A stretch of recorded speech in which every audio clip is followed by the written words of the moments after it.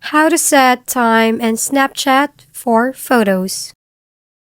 First thing you need to do is to make sure that your Snapchat is running in the latest version.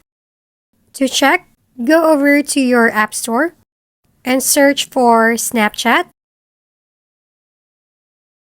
Now see if the app needs an update or not. If not, then simply open the app.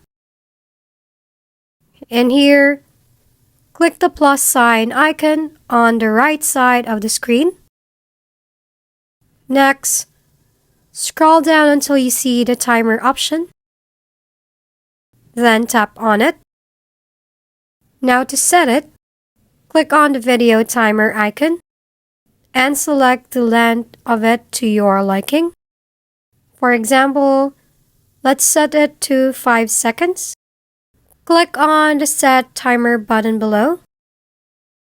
Then now you can start recording your video. If you found this video helpful, please like and subscribe.